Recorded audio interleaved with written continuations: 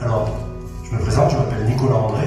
J'ai créé Un bonheur mérité édition à Lavore en 2022. C'est tout frais, tout beau, tout neuf. C'est une maison d'édition qui a déjà 5 titres à son actif. Ces titres, ils ont pour vocation d'aider la réflexion sur la thématique du mieux-être, de la connaissance de soi, et donc forcément quelque part du bonheur. D'ailleurs, le bonheur mérité, le titre de la maison d'édition dit clairement ce qu'il veut dire. Au départ, ce projet, c'était vraiment un projet qui devait tourner autour du mieux-être, de la connaissance de soi, ne pas déraper dans le bien-être. Voilà, le massage au cœur choc, pour moi, c'est pas le domaine du mieux-être, c'est le domaine, bon, j'ai parlé de plaisir tout à l'heure, de joie, etc. Et puis j'avais défini, par exemple, totalement arbitrairement, parce que bon, au départ, quand même, il faut savoir que oui, j'ai oublié de vous dire des choses tout à l'heure par rapport aussi à la mairie, mais bon, à un moment donné, si vous voulez, on m'a aussi demandé comment j'allais choisir les thérapeutes. Mais en fait, je ne les ai pas choisis. Et j'avais, dans les limites que j'avais fixées, j'avais dit, ok, je vous fais vraiment naturel. Pas de spiritualité perchée, déconnectée de la réalité, parce que je pense que certes nous sommes des êtres humains avec des dimensions multiples au niveau psychique, corporel, émotionnel, spirituel, et que le chemin d'évolution, en fonction de chaque personne, il peut être différent d'acteurs.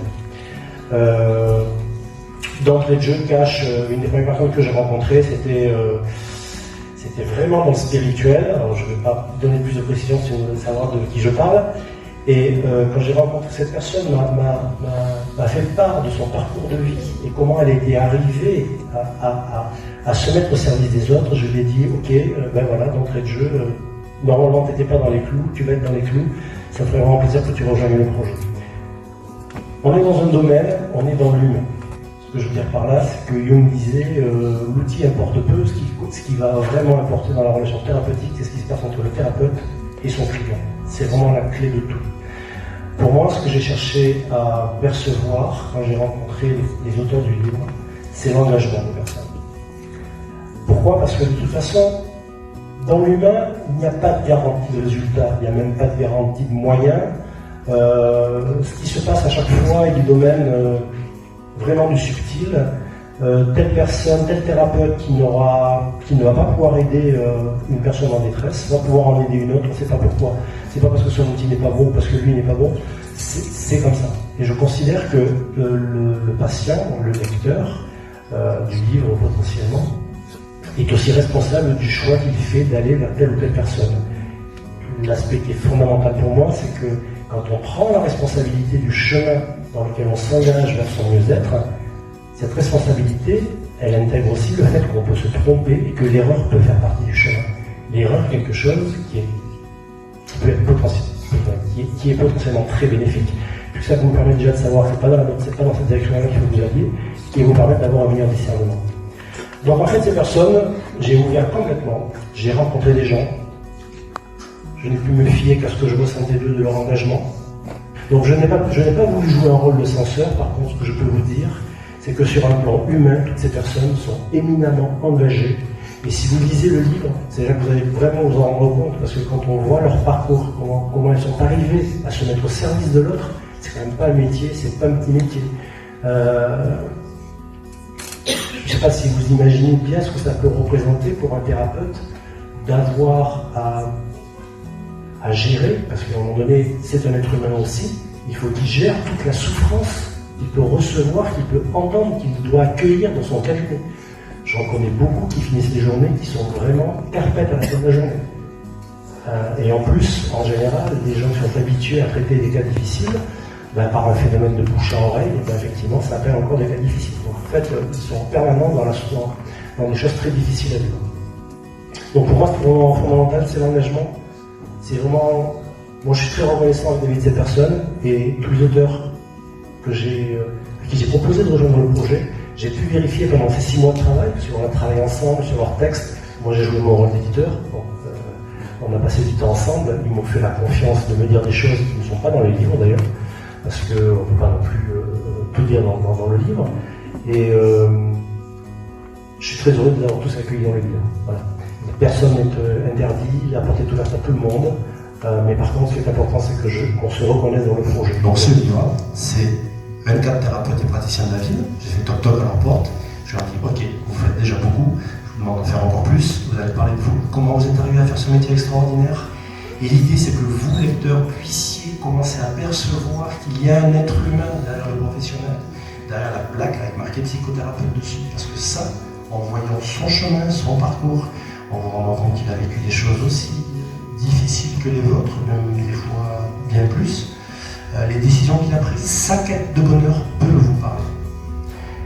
Et peut-être que c'est cet embryon de début de lien de confiance va vous permettre de faire le pas vers la personne.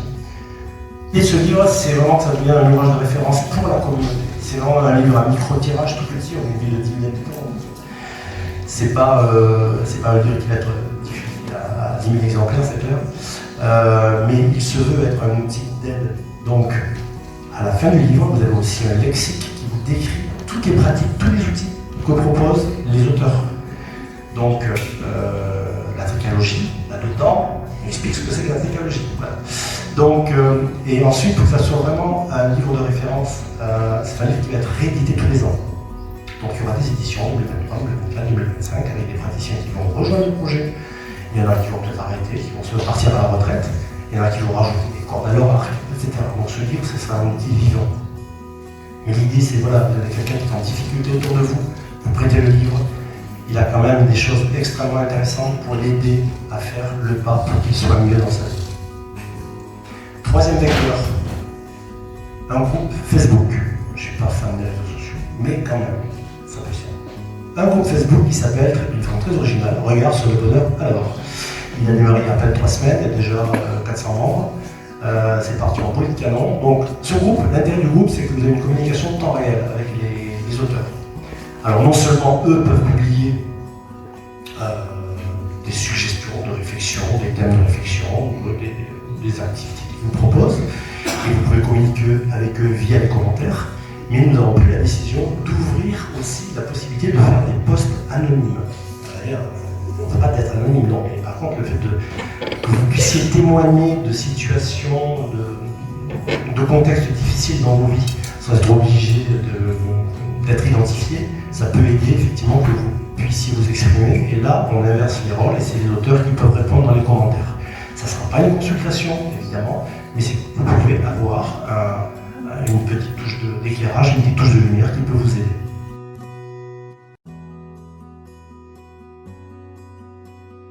C'est une méthode d'orthopédagogie.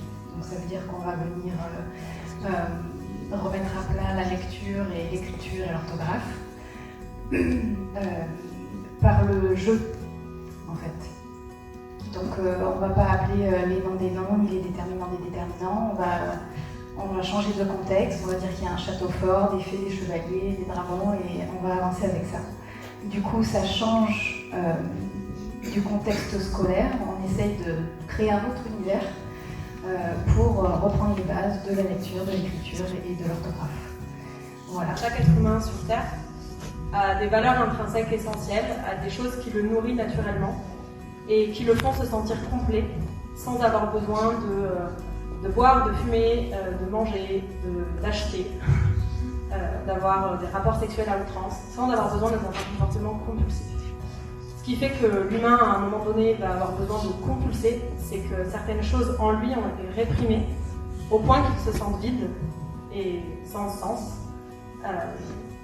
Et à partir de ce moment-là, il va chercher à compenser par tous les moyens ce sentiment de vide par ce qu'il réprime le plus dans ses perceptions.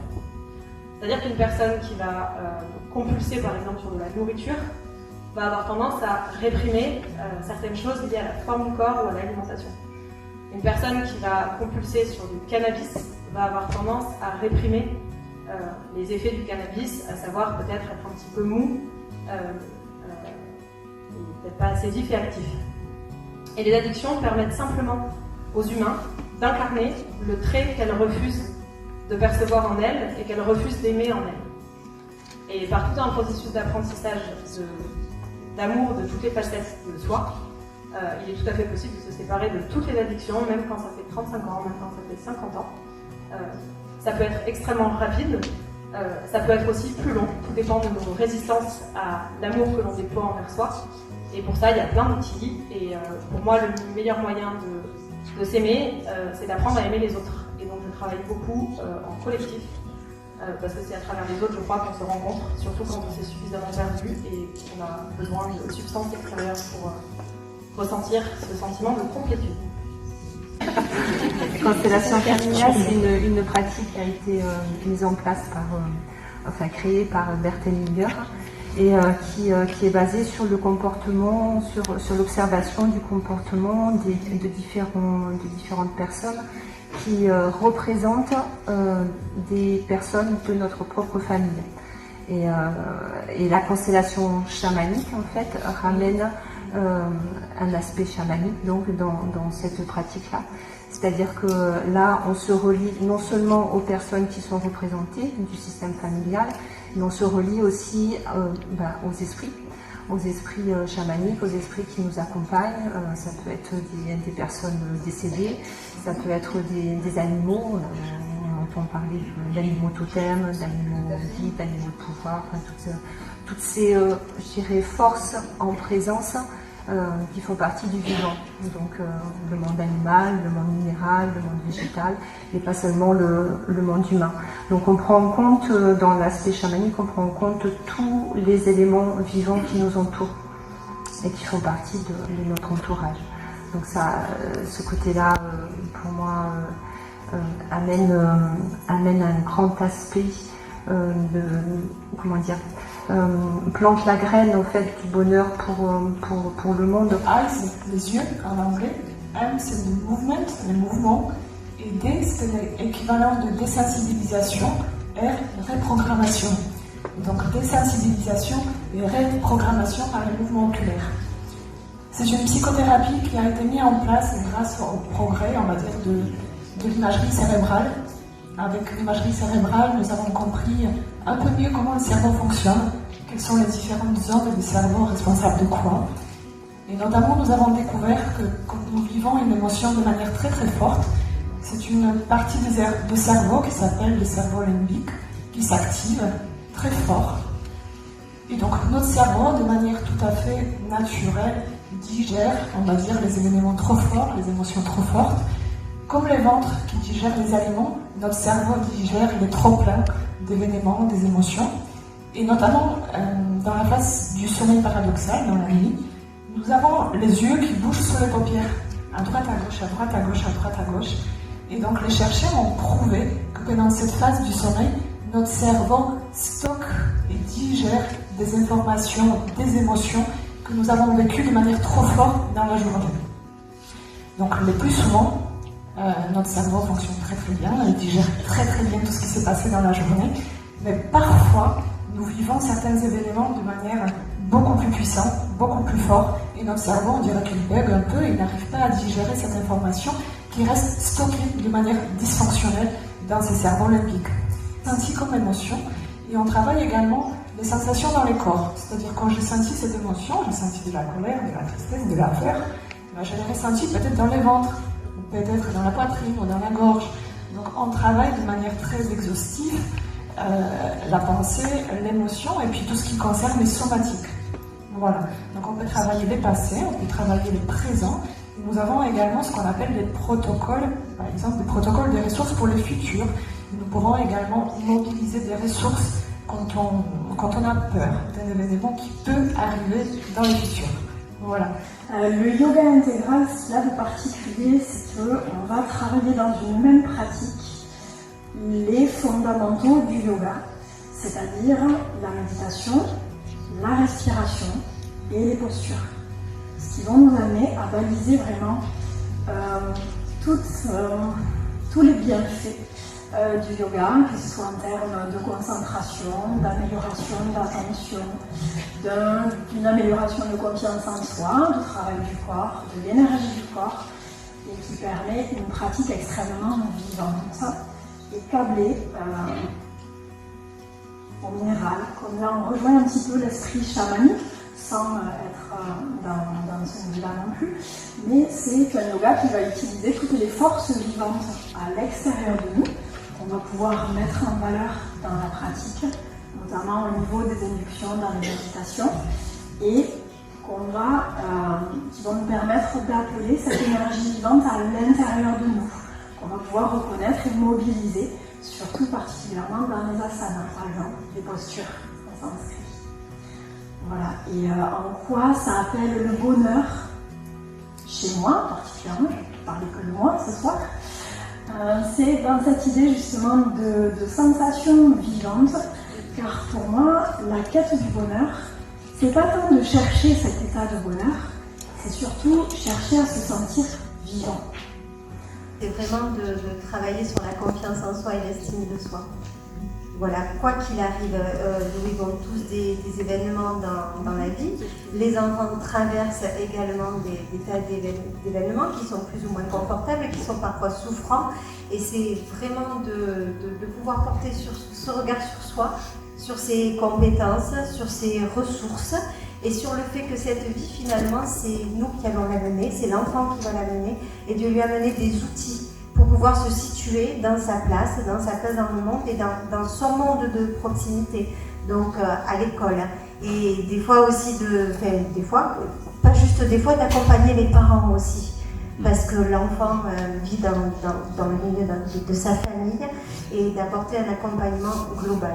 Voilà. Moi, je travaille ça en sophrologie, en hypnose, mais d'autres collègues aussi, et c'est vraiment de venir asseoir, ancrer la confiance en soi, l'estime de soi, une zone de créativité aussi. Parce que finalement, c'est la créativité qui nous permet peut-être de switcher notre regard sur le bonheur ou autre, sur notre quotidien, et de pouvoir percevoir les choses autrement, en partant de soi et en s'adaptant au contexte, puisque le contexte est là, il est existant. Voilà, puisqu'on ne peut pas toujours changer le monde, au moins de pouvoir changer ses perceptions des choses, ou si ce n'est les changer, les ouvrir des perspectives. Voilà. Donc le Blind Spotting, c'est un petit peu comme le MBR, mais par contre, dans le sens où on va, une méthode un petit peu différente, dans le sens où on va rechercher, en fait, dans le champ visuel, donc dans le champ visuel du patient, un point, une zone, une position, en fait, du regard vers lequel, en fait, la personne se fixe. Et donc, en cherchant comme ça, le thérapeute va, du coup, alors soit de manière naturelle, trouver ce point. Il va voir qu'en fait, la personne regarde toujours au même endroit quand elle parle de l'événement qu'il a marqué. Donc, soit elle va effectivement lui dire naturellement, elle va l'inviter à lui regarder ce point, soit elle va trouver, avec une certaine technique, le point dans le champ visuel qui va faire que ce point-là, c'est en fait le point, la zone d'activation au niveau du cerveau, qui va faire que c'est stocké là, c'est mal stocké, le cerveau a du mal à le traiter, il est bloqué, l'émotion est trop forte, voilà. Et donc, grâce à ça, grâce à cette technique-là, on va aller en fait fixer ce point-là. Le but, c'est que le cerveau en fait se retraite le souvenir traumatique, reclasse dans le bon dossier, dans le bon endroit du cerveau, l'événement et les émotions qui sont associées. Et vous pouvez, comme le MDR après, évoquer l'événement sans que vous soyez trop marqué.